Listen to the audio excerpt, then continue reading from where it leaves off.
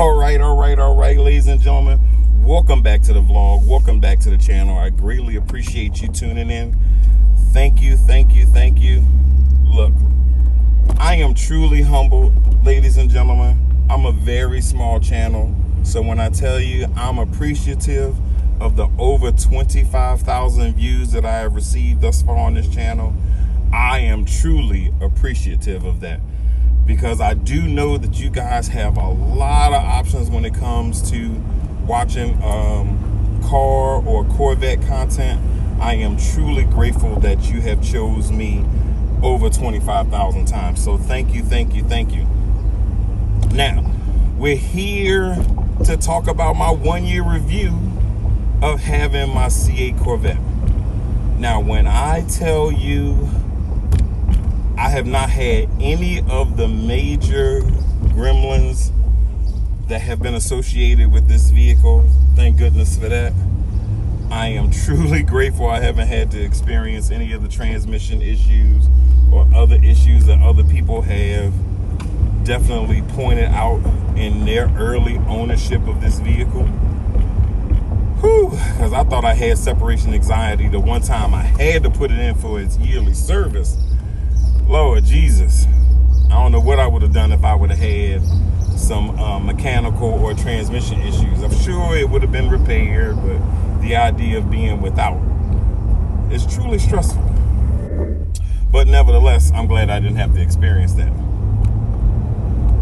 Now, I don't have any regrets when it comes to the front end lift. I have not had any issues with that. First of all, I'm not going to use the 1,000 memory program, so I didn't really see any purpose of getting that. Any speed bump I was already familiar with, so I just approached this slowly and at an angle, didn't have any issues. I believe that this vehicle sits high enough and doesn't warrant that, but hey, if you like it, I love it. But I saw no real purpose. The only time I would say you really need that is if you live somewhere where the driveway is steep. If you don't have a steep driveway, I say save your money. And I don't have a steep driveway. Mine's go in very easy and comes out very easy. But if you have a steep driveway, I understand getting it because that's somewhere place you frequent. Any other place, either I've seen them in time to make sure I approached it at a good angle, or it really didn't matter much and didn't scrape the bottom. So other than that, I haven't had any issues, so I don't regret that. The other thing I don't regret is the mag ride.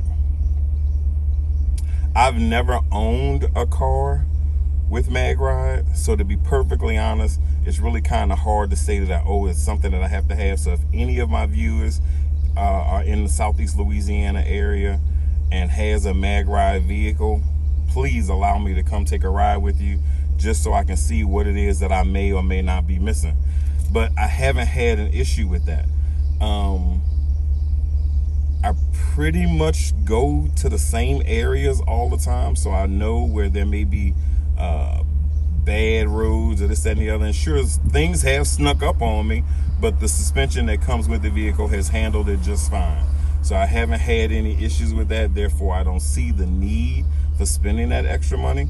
But I really would like the experience of riding with one. So once again, if there's somebody out there that has it, I would love to experience that. Now, the one thing I do regret is not having the MPP exhaust. Now, I've already mentioned in previous videos that this one is probably peaking at 94 decibels on a cold start.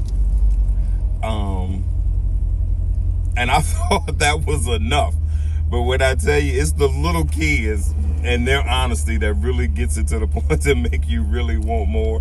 And I have been to some car meets where there have been people that have had a little more. Now, of course, I've seen the ones that had obnoxious amount of sound, but I definitely don't need that. Like I mentioned in the video before this one, I'm looking for something that's probably around 110 decibels on a cold start, and that to me would be just fine. So I definitely will be doing that. But the little kids that catch me either at on the lake or at a location, and they'll be like, rev it up, and then with their blatant honesty, you gotta love it. They'll go, is that it? And I'll be like, yeah, that's it, I'm sorry. Now go on with yourself. I don't want to be bothered. Oh, I dropped the mic. Go ahead on with yourself. And quit bothering me, kid. But other than that, no, they're just being honest, and I love it. And I really do want something more. So I'll definitely be working on that. I looked into some suggestions, haven't found anything yet, but that's probably coming up with a future project. Now, one of my other concerns, actually the only major concern that I had so far, was 3 rock chips that I got in my windshield. The very first one that I got, I wanted to make sure I took care of it really, really quickly because I didn't want it to spread, and we know there's supply chain issues, and I didn't want there to be an issue of ordering a new windshield. Now, I don't know if you've ever had a windshield replaced in your vehicle, but if you have, they give you an aftermarket windshield. And I don't know if you have to pay extra or demand extra or what have you, but of course, when you own this vehicle, the windshield comes with Zora's face on it. So, of course, I wouldn't want an aftermarket windshield. I would want an OEM windshield. So, when I first got that crack, I immediately went off to Safelite. I was like, oh, I'm going to let one of these professionals do it, because at that time, I had never done a windshield repair. So, I made sure I went and got that squared away. Now, I've seen the commercial. I thought that when I went in there, I was going to have my windshield repaired for free because it was only a crack about the size, less than the size of a dime. And I'll show it here on the screen. But I went there, and yes, it won't run anymore or cause that long, big old crack. But the job that Safelite did was horrible. So when I got the second one, and I'll also show you that one here on the screen too, I said, well, first, it wasn't free. Because of my $500 deductible, I had to pay $88 to have Safelite do it. And I just went ahead and paid it. But like I said, it was horrible. So on the second one, I said, well, shoot, if this is the best that the professionals did, let me try doing this myself. And I did do it myself. And it initially, when the other 2 chips happened, they looked like the first one before I repaired it. But after I repaired it, it looked way better than the professionals. I will never, ever, ever allow Safelite to do my windshield again as far as repairing a chip, because I found it so much easier and definitely cheaper to do it yourself. I was able to, I think it was Advanced Auto where I purchased the kit from, and it took about the same amount of time. I was at Safelite for an hour for the first one. I did each one of the other chips in an hour a piece, and I think my results came out way better. Now, the other thing is that everybody always wonders about the radiator fans. Now, let me tell you, I do have the covers for the radiator fans, and I did purchase them before the vehicle came, so they were here waiting for when my C8 Corvette arrived. But I didn't put them on. Like I explained in the last video, I know how dealerships make their extra money, and I assumed that I was rewarding them by purchasing all of those extra plans.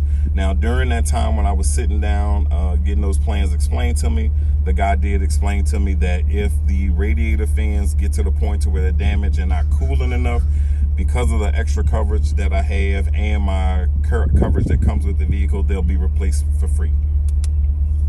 So I didn't worry about putting the covers on, mainly because I still wanted to see how much damage would occur after 1 year of ownership.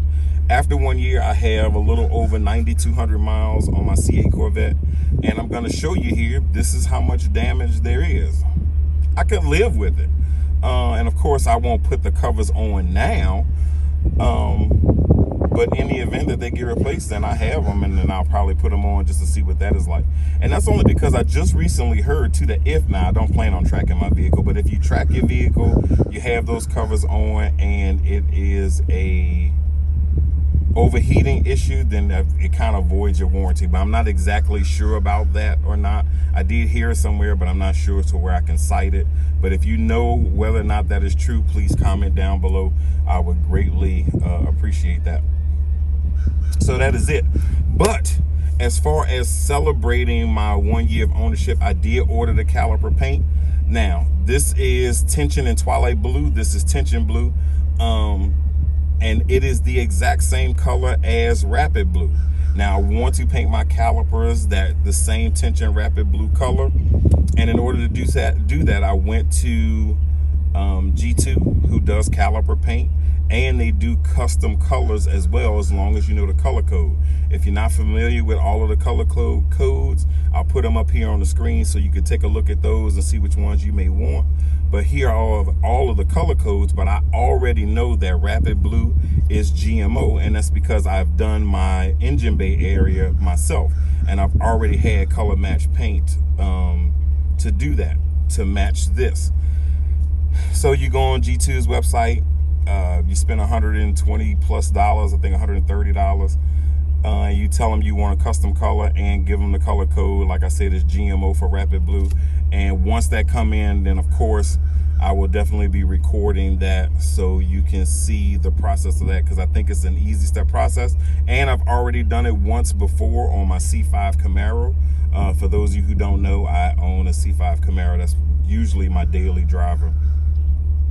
So I've already done that process once before. It's an easy process. I think I can get about 3 coats. And in addition to that, if I'm able to get 3 coats on this one like I was able to on my Camaro, then I'm gonna also paint the Stingray fish that's on the back lid of the trunk area, to do that as well, to kind of bring some of the outside inside and vice versa. Or bring some of the inside outside. Yeah, that's it. So I'm gonna do the calipers and the fish. But ladies and gentlemen, that's what I'm doing to celebrate 1 year of ownership for Lavetta Marie here, who came home on April 7, 2021. 9,200 miles, non-Z51 3LT C8 Corvette. Now, at the time of this video, it is also my birthday as well. So if you want to show your boy some love, JC4 right here in the building, you can go ahead and send $1 right here to this Cash App. Show me a little bit of love, and I will see you on the next video. I appreciate you once again for watching. Please like, comment, and share. Thank you, thank you, thank you.